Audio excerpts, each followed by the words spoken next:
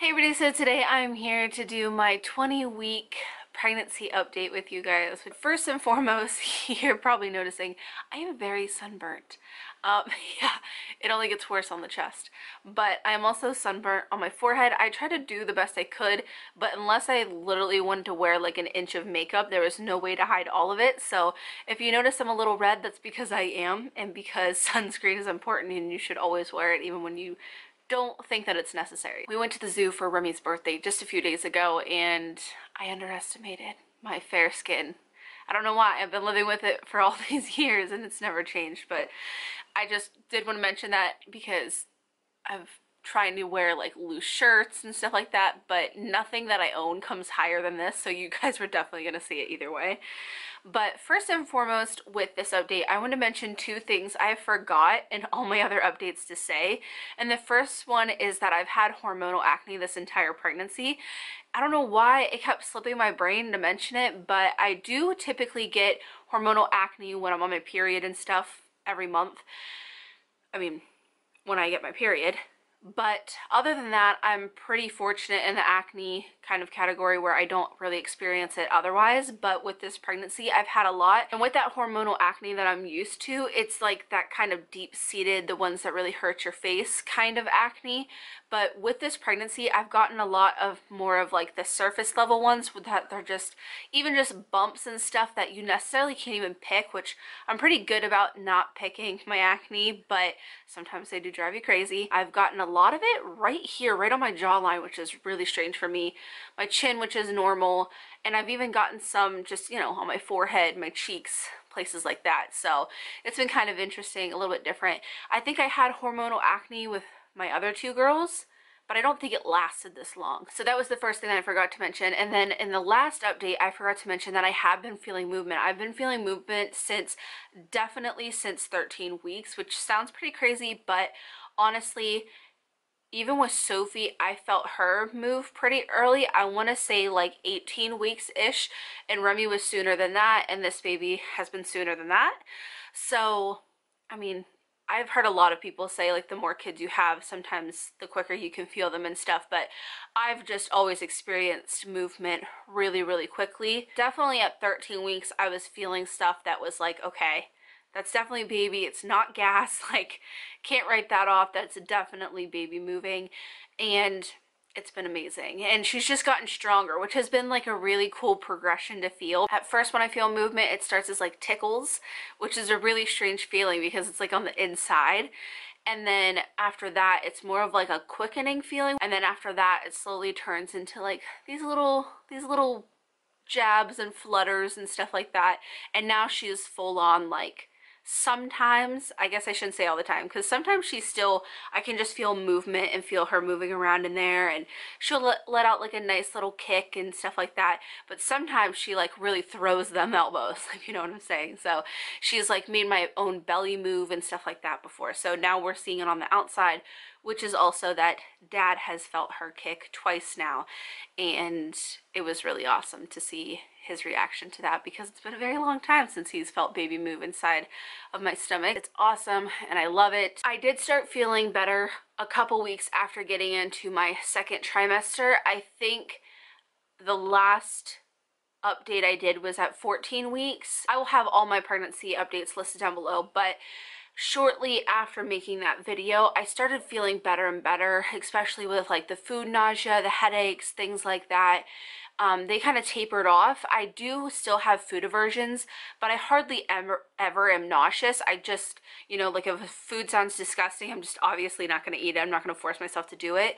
But other than that, I don't really have the nausea. I have a headache every once in a while, but it was not like how it was before, and just all around I started feeling better. I will say that I still do get exhausted very easily. Like I said, we went to the zoo just 2 days ago and I still feel like I'm recovering from that. I still feel so exhausted. The littlest things, doing stuff at home like laundry and standing and doing our dishes.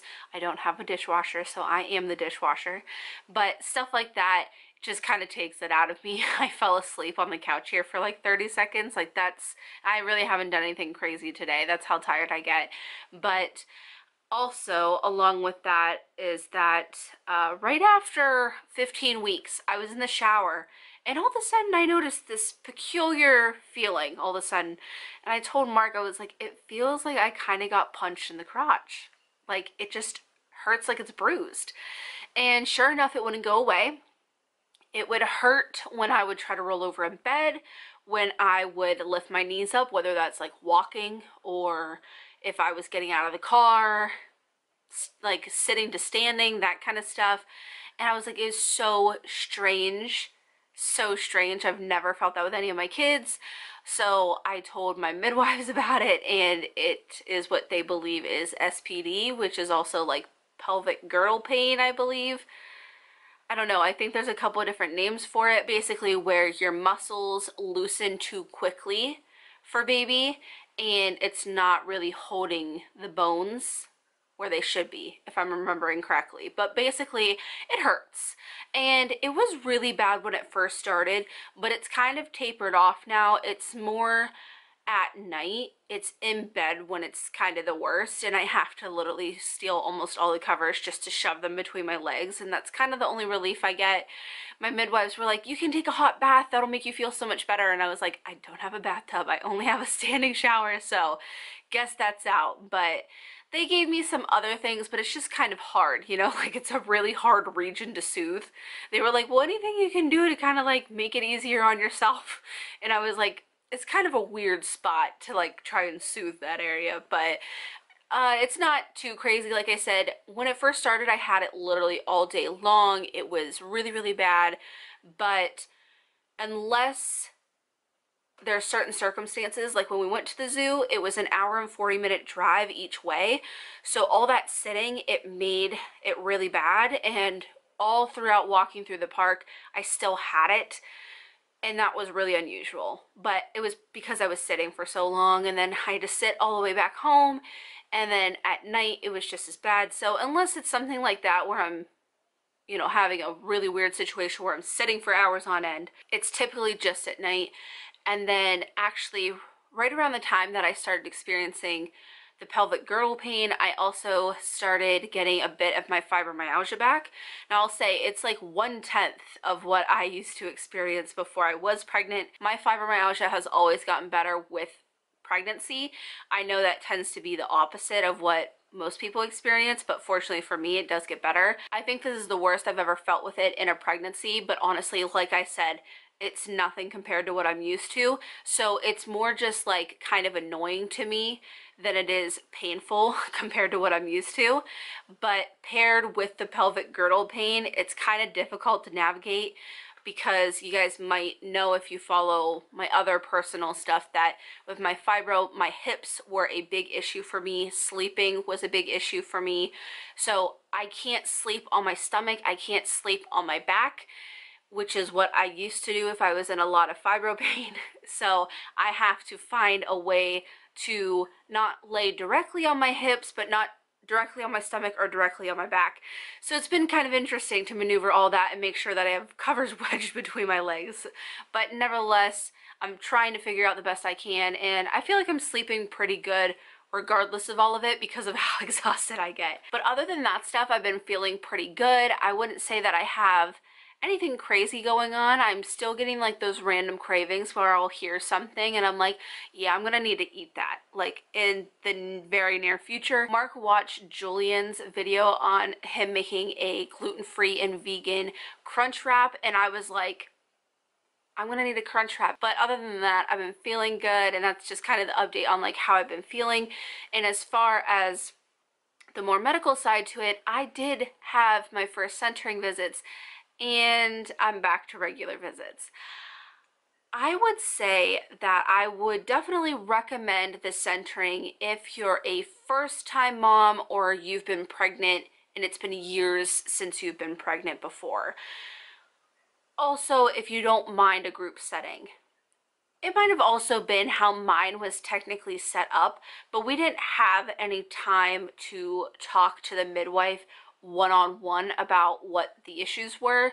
Maybe that was only for the first couple of visits, I don't know, but I didn't really like that, especially because my first visit fell when I got that pain, that pelvic girdle pain, and I wanted to ask her about it, but I wasn't going to ask in a group full of women and their partners if it was normal to feel like I got punched in the crotch. I do have to drive about 35-40 minutes to my OBGYN, which I don't mind, and I don't really care with the great care that I'm getting. I don't really mind it. However, when I feel like I drove all that way and I can't even ask a question that, you know, was frankly at the time a pretty big issue that I was dealing with, it was like, why am I doing this? Also, the centering visits, like I said, I drive 35 to 40 minutes each way, and the centering visit alone was an hour and a half, and I didn't realize how big of a chunk of my day it was going to take up doing that. So I'm just back to my usual, which honestly I kind of prefer. We also did have our anatomy scan and everything looked great. Honestly, I was very anxious for the anatomy scan. We have not had an anatomy scan that has gone perfect in the past. That is because with Sophie, she had an ovarian cyst in utero, and they couldn't determine at the anatomy scan if it was an ovarian cyst or if it was maybe a bowel blockage. So I had to go to a high-risk doctor, and I saw him for the rest of the time to monitor the cyst and make sure that that's what it was and that it didn't grow and it wouldn't cause her any harm and stuff like that. And then with Remy, I was already high risk because of the gestational diabetes. I had been diagnosed at that point, but she would not behave at the, which knowing Remy now, it's about right, but she would not get in position for the correct pictures that they needed for her heart. So we had to go back and do like a full, I think it was called a cardio echogram or something like that, of her heart, where it was so many detailed pictures. But it was still stressful because even though they were like, everything's probably fine, but we can't get pictures of it and we have to be sure, you know, it was just kind of stressful. So I was kind of like waiting for the other shoe to drop this time too, but fortunately she was like doing her measurements and I couldn't see anything, and Mark was positioned so he could, but I would like look at him and he would just kind of like nod or like wink at me to let me know that everything was looking okay. But she just like pulled the screen around to me and she started showing me like different things, and I was like, is everything okay? And she's like, yeah, she looks perfect. And I was like, what are you sure? Like, and then she was like, she said that Lexi actually was kind of giving her a hard time too about the pictures of the heart, and I made sure that she got those and she saw everything that she needed, and she showed us her organs, her fingers, her legs, her hands, and just all this kind of different stuff. She gave us different profile shots and things, and it was really nice, and it was really a relief to get that done. And I told Mark that like when I sat up, she asked me if I had any more questions. I still wanted to ask her if everything was okay, but I just need to trust that like if there was ever a problem, I know that that team, the medical team that I have, they would not hesitate to, you know, take more pictures, send me somewhere else to get more pictures, things like that. So if they say everything's fine, everything is fine. But it was really cute at the end of the anatomy scan. She also like wiggled her entire fingers kind of like this, and it was up by her face, and it was the cutest thing ever. And the ultrasound tech did confirm that it is a girl. She asked us if we wanted to know the gender before we started, and I said, well, we got the DNA test, but if you could confirm that just so I don't have to return the mound of things that I've bought for a girl, that'd be great. And sure enough, we got the same picture that we got with both of our other girls. And if you've had a girl before, you know what they're looking for and stuff. They look for like 3 lines basically. And yeah, pretty obvious it's not a boy, it's another little girl. So that's great, because like I said, I've got a mound of stuff. And then from there, I do have an appointment scheduled for 24 weeks, and I think I'm going to be closer to 25 technically, because it kind of got messed up with me stopping my centering visits, because the centering visits weren't exactly when you were at a certain date, it was when the centering visit was, so everybody could be there on a specific day and time. and it kind of got messed up with that, but I'm going to be closer to 25 weeks, and I have my glucose test, and then I also have my tubal consult, and I have to meet with my actual OBGYN, and he has to talk me through stuff and make sure that this is what I want and things like that before, you know, you make a permanent decision about your body. That'd be awesome if it came back that I passed the 1 hour, but I'm just kind of, I don't know, kind of expecting to be told that I failed it and that I'll have to take the 3 hour and go from there. So that's basically what I'm expecting, just with my experience with Remy. I don't know why. Just because you have gestational diabetes in a previous pregnancy doesn't mean you'll definitely get it the next time. I'm pretty sure it puts you at a higher risk, but I've had one pregnancy with it and one pregnancy without it, so we'll see. So that is all for my update portion. I'm just gonna go to my last update and answer your guys's questions. Like I said, I will be answering the most upvoted question on the previous update video, and then I'll answer 4 that I like myself. So the most upvoted question is, did you have a gender disappointment? Not that it's bad, and of course you ultimately want a healthy child, but were you or your husband secretly hoping for a boy? And the answer is no.